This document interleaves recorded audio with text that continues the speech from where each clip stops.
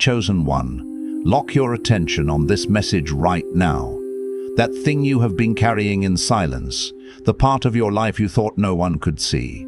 Stop pretending it is not there.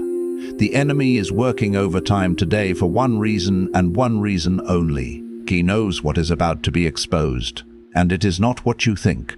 It all ends right now. The hiding, the shame, the weight of holding a version of yourself together that was never meant to survive this season. But here is what you need to understand before I go any further. What is being exposed was never meant to destroy you. It was meant to deliver you. Think back to that moment this week when you almost let something slip, when you almost said the thing out loud that you have been swallowing for months, when you came so close to breaking open and then pulled yourself back together one more time. You thought that restraint was survival. You did not know it then, but that moment of almost, that trembling on the edge of honesty, was the crack in the wall that God put his finger into. You did not ruin your story.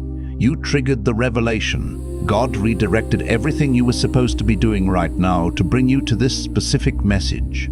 So anchor your spirit and do not move, because I am about to read back to you what heaven has already declared over the thing you have been hiding. You did not find this recording by accident. The algorithm did not bring you here. The Holy Spirit did.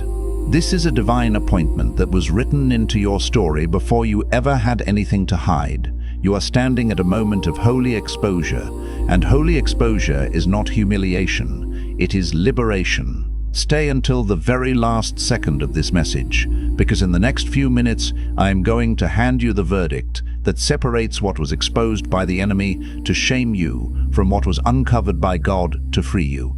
I am going to walk you through the exact moment this week where you cracked them, where your silence, your restraint, your refusal to retaliate became the most powerful weapon in the room. And at the end we are going to seal this season shut with a declaration that closes the door on every version of you that was built to perform, to hide, and to survive.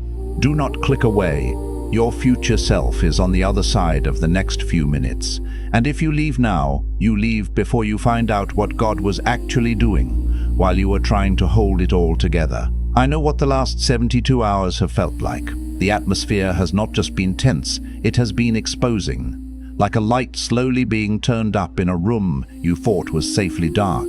Maybe you found out this week that someone has been talking, that something private, something you shared in a moment of trust or something you thought was buried, made its way into the wrong conversation. And when you found out, your chest went tight and your mind started running through every possible version of what they know and what they said and what it means. Or maybe it was quieter than that. Maybe you woke up at 3 in the morning this week with a heavy awareness that something about you, something real and unpolished and unfinished, had been seen, not by people, by God. And that felt more terrifying than any gossip ever could.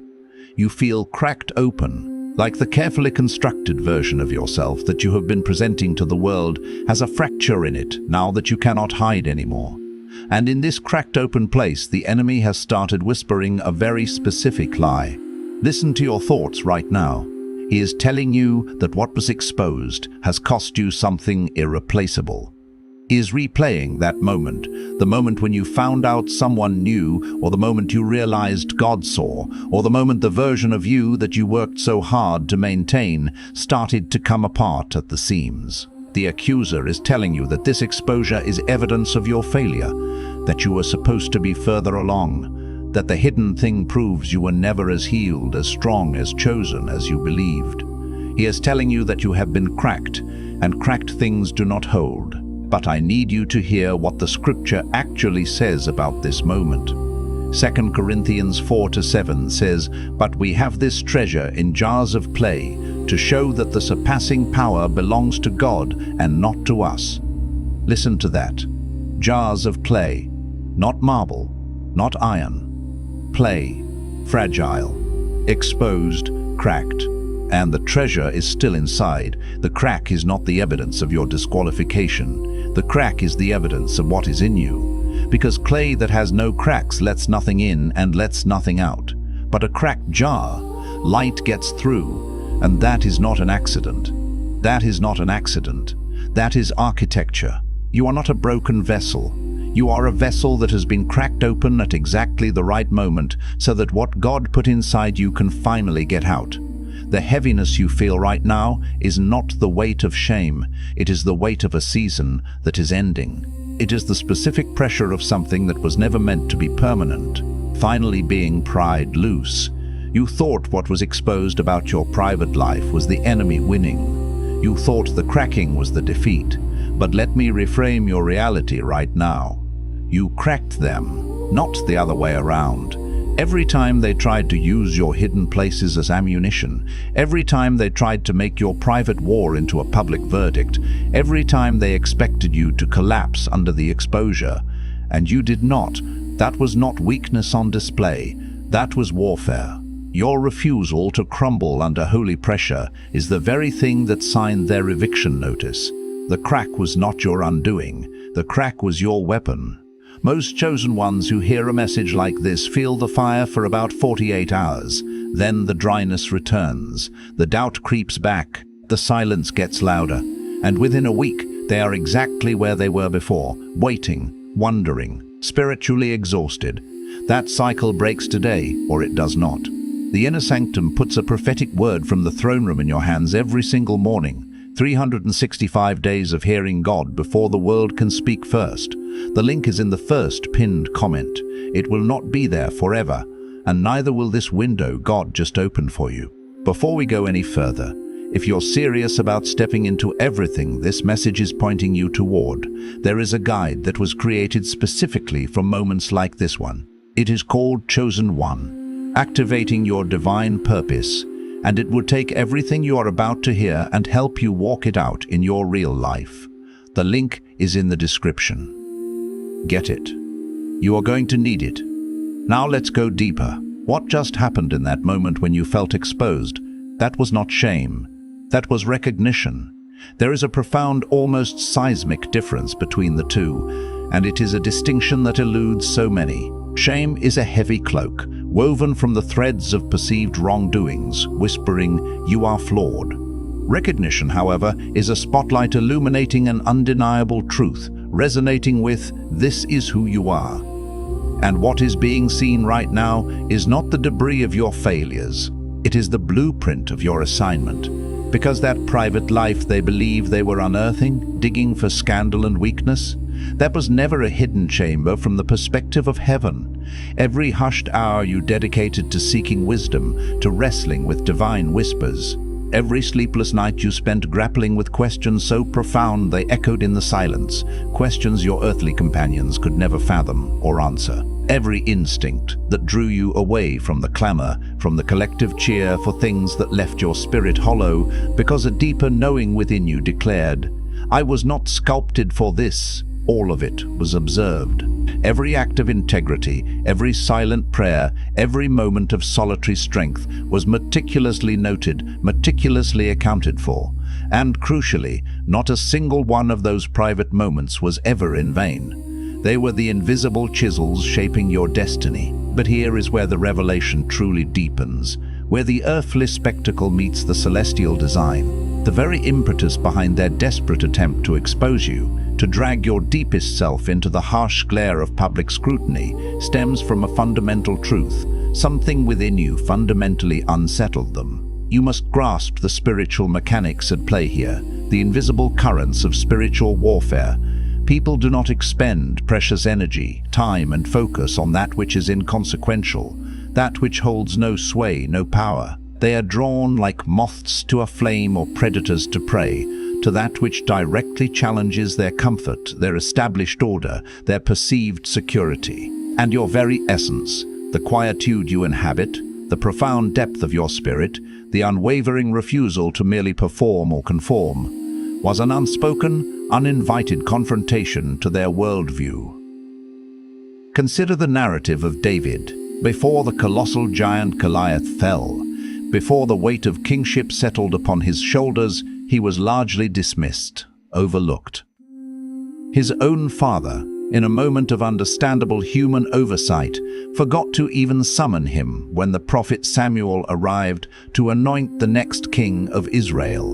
The very people closest to him, Those who should have seen his potential had already, in their limited human perspective, concluded he was not the one. And yet, in the grander theater of divine orchestration, heaven had already decreed a vastly different outcome. The so-called exposure of David was not the beginning of his reign. It was the crucible of rejection that preceded it. For sometimes what appears to the human eye as people overlooking you, as dismissal or neglect, is in fact God's masterful choreography, positioning you in a sacred space where only He can truly discover and empower you. And this profound realization leads us to a truth that most people tragically miss entirely, lost in the noise of external validation. When you are truly chosen, when your destiny is divinely etched, you become a target long before you ever embrace the crown. It is not a defense mechanism deployed after the victory is won. It is an offensive strategy initiated before the battle even commences.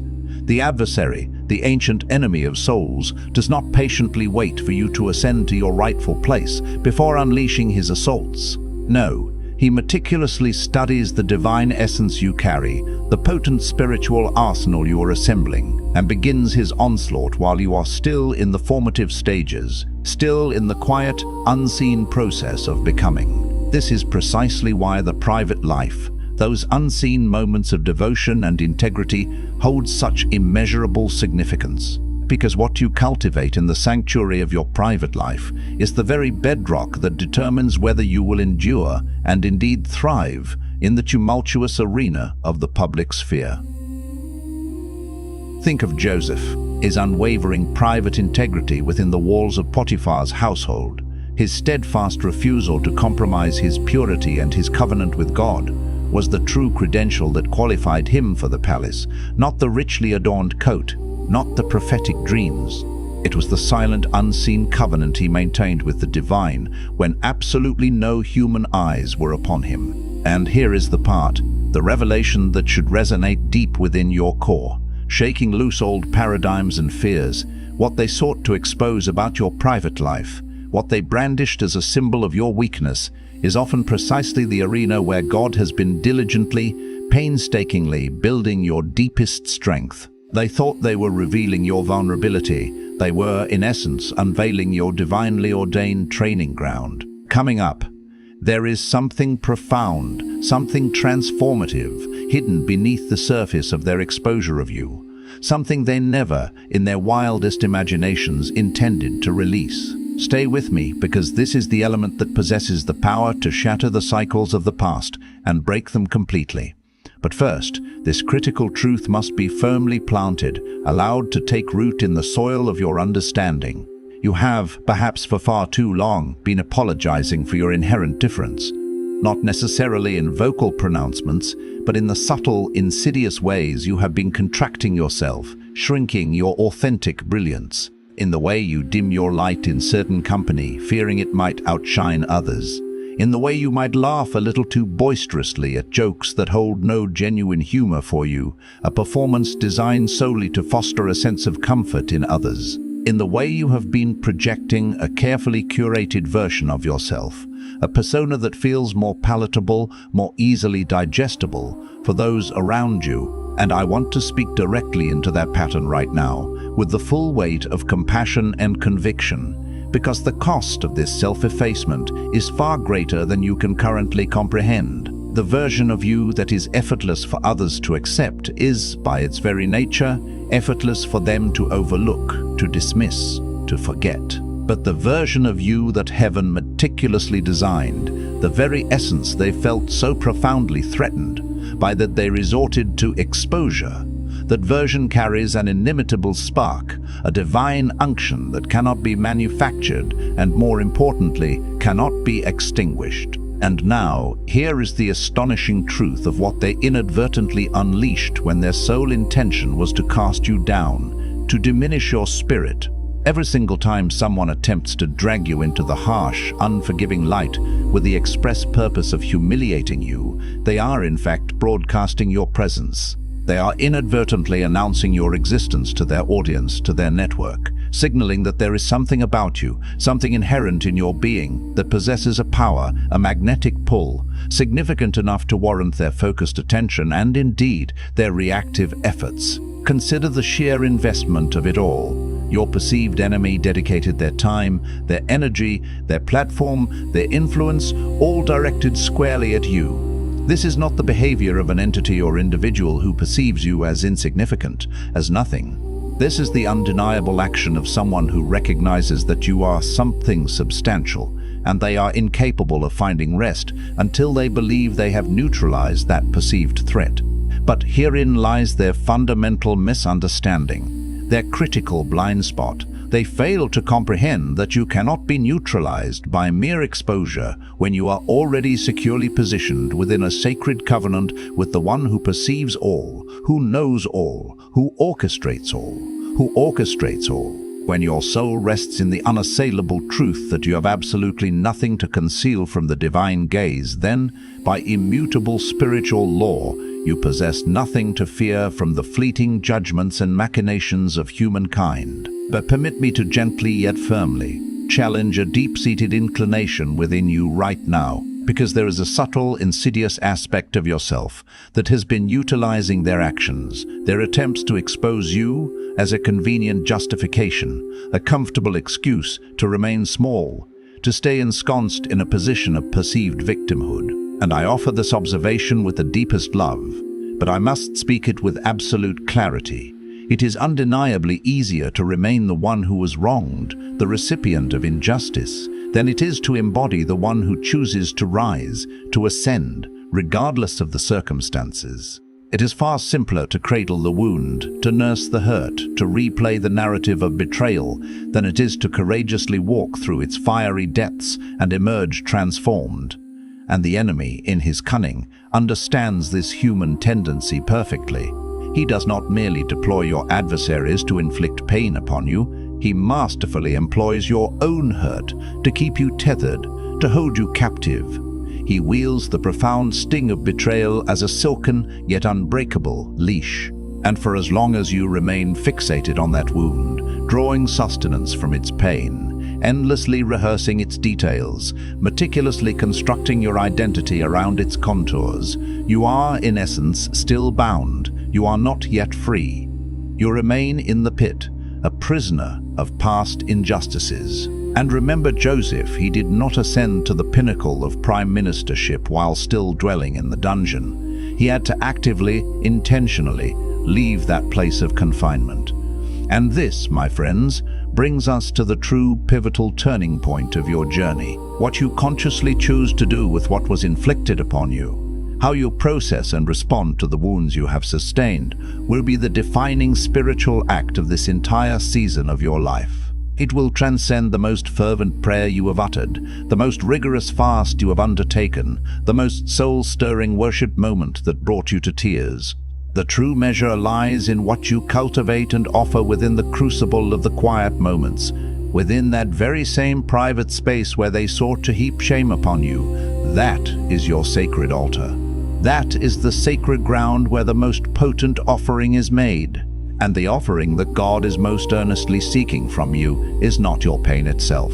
He is requesting your permission, your willing consent to take that which was intended to obliterate you, and to allow Him to meticulously reconstruct it, to reforge it into something that becomes a gateway, a beacon of hope, a tangible pathway for countless others who are currently navigating the same inferno, who are walking through their own fires of adversity. Because, in the grand tapestry of divine purpose, you were never simply undergoing this trial for your own solitary benefit. There are souls, both present and future, who are intently observing your response to this very moment. There are people in your unfolding destiny who desperately need to witness someone who has survived the very storm in which they are currently drowning. Now, once this profound understanding has truly settled within you, you are prepared to access the next, even more nuanced layer of revelation. Because the vast majority of individuals, upon reaching the stage of extending forgiveness, believe they have arrived at their destination, that the healing is complete. They extend grace to the person who caused them harm, experience the palpable relief of releasing the burden, and unequivocally label this moment as healing. But forgiveness, though undeniably powerful and essential, is merely the commencement of the journey, not its ultimate culmination. What lies beyond the act of forgiveness is the crucial process of recalibration. It is the intricate, often challenging, work of diligently untangling your core identity from the damaging narrative of what was done to you, so that you cease making critical decisions from the wounded place. It is about stopping the pattern of choosing relationships born from that wound, of interpreting God's silences and His actions through the distorted lens of that wound. Recalibration signifies a profound re-examination of your entire life story, but this time with eyes wide open to divine providence, actively seeking the guiding hand of the Creator in those places where you previously could only perceive the searing imprint of betrayal. Consider the prophet Elijah. He fled into the wilderness exhausted and defeated in the immediate aftermath of his most spectacular triumph. Discouragement, that insidious whisperer, had convinced him that his very exposure meant his utter downfall. And where did God meet him? Not in the cataclysmic earthquake, nor in the consuming fire, but in the almost imperceptible whisper of a gentle breeze. The recalibration was not a grand public spectacle. It was profoundly intimate, deeply personal, and it required Elijah for a sacred moment to cease his frantic flight long enough to truly hear that divine whisper. Coming up, we will delve into the singular element that has been insidiously fueling your delay, masquerading as wisdom, yet functioning as the most sophisticated manifestation of fear you have ever encountered. It is coming, and when it truly lands, you will recognize its presence with absolute, undeniable clarity. But before we venture into that critical territory, this foundational truth must be deeply and irrevocably planted. Your perceived delay was never a punitive measure enacted by the divine. Your season of hiddenness was not an indication of abandonment. There are specific, vital seasons where heaven deliberately draws the chosen ones into obscurity, not because they have been forgotten, but precisely because they are undergoing a profound process of formation, of deep-seated character development. The wilderness is not an empty, desolate wasteland. It is a sacred workshop, a divine crucible, and the invaluable qualities that were forged within you during those years when no human eyes bore witness. The unwavering patience, the disciplined self-mastery, the profound capacity for sacred silence, the unwavering ability to place your trust in the unseen without tangible evidence. These are not merely character enhancements. They are potent spiritual weapons. And these weapons are only truly effective, only truly wielded with mastery by those who have undergone rigorous training in the private sanctuary. You cannot artificially replicate the lessons of the wilderness. You cannot fast forward through its transformative power. And the enemy understands this with perfect clarity. If he can successfully engender within you a deep disdain for the wilderness season, if he can persuade you to prematurely attempt to perform your way out of it, driven by a desperate need for recognition, he can ensure that you step into your divine assignment utterly unfinished. And unfinished vessels, my friends, are tragically prone to shattering under the immense weight and pressure of their own magnificent purpose. But here is the profound, often unpalatable, truth that so many are reluctant to embrace. The primary force that has been perpetuating your delay is not external. It is not the machinations of the enemy. It is not the individuals who orchestrated your exposure. It is not the doors that slammed shut, the relationships that dissolved, or the cherished dreams that seemed to wither and die. The true underlying engine feeding your delay is far more internal. It is your own deep-seated need to be understood before you feel empowered to move forward. You have been languishing in a state of expectation, waiting for the people in your immediate orbit to finally grasp the same divine vision that heaven clearly perceives. You have been pausing your activation, holding your next level captive, awaiting acknowledgement and validation from individuals who were never divinely appointed to authenticate your calling. And this is arguably the most perilous form of delay, because it masquerades so convincingly as prudence. It sounds like wisdom. It echoes with the tones of humility. But beneath that palatable surface lies the chilling reality of fear.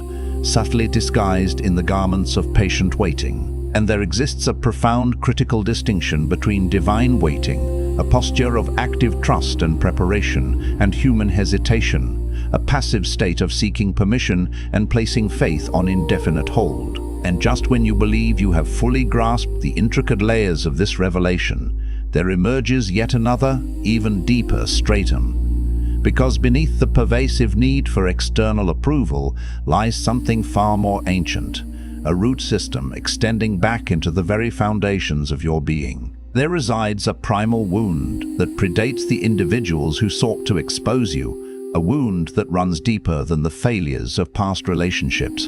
It is a foundational belief, a deeply embedded root that whispers, "I am only truly safe when I am perceived correctly by others."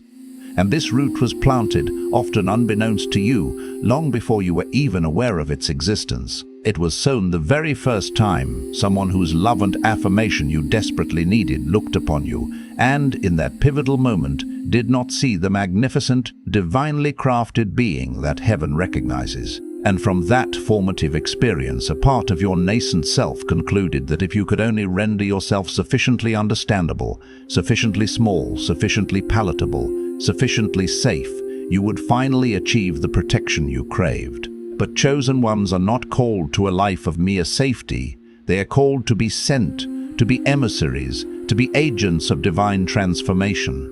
And the sooner you consciously release the desperate grip of this need to be understood by every single person you encounter, the sooner you will step into the unassailable authority that has been patiently awaiting your full embrace. Here is the part of this unfolding truth that you likely did not anticipate, a perspective that may well surprise you. The individuals who sought to expose you, the very ones who enacted the public spectacle, were not, in reality, your greatest threat. Your most formidable adversary, the true chain binding your progress, has always been the unspoken agreement you forged, deep within the quiet chambers of your soul, the subconscious pact that declared, "I absolutely need them to see me, to validate me, in order to move forward." That self-imposed agreement, that internal contract with doubt, is the actual shackles, not the people themselves. The precise moment you choose to unequivocally revoke that agreement, the moment you confront what they said and what they did and firmly declare, "I do not require your permission to embody the magnificent being that God ordained me to be," that is the instantaneous catalyst for monumental transformation. It will not be a gradual shift. It will not unfold gradually or eventually. It will occur in that singular, empowered moment. Because heaven itself has been poised, patiently awaiting your cessation of reliance on individuals who were never divinely entrusted with the authority to grant you release in the first place. And this is the juncture where everything irrevocably breaks open, where the dam of limitation dissolves. You are not lagging behind. You have not missed your divinely appointed moment. The painful episode of exposure was not the ignominious end of your narrative.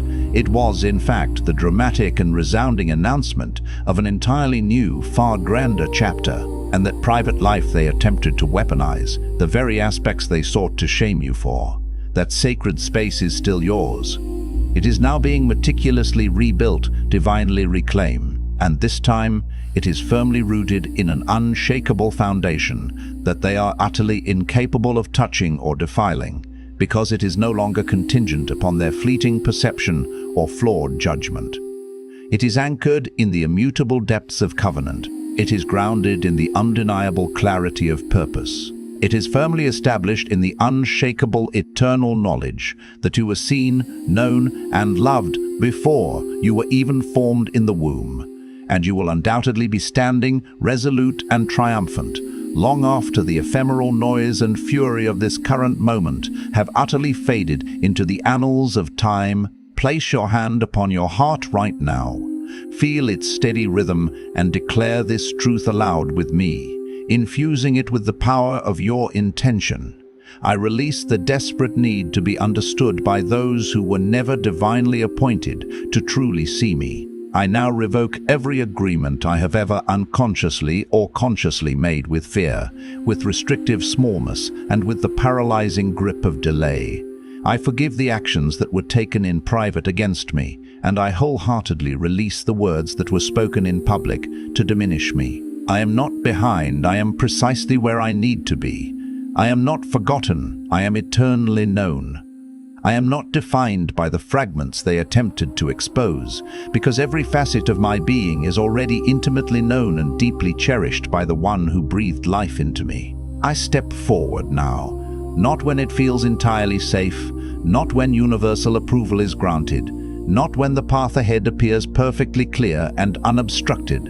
I step forward now, because my sacred assignment was never, not ever, dependent upon their permission or their perception. I am chosen. I am divinely covered.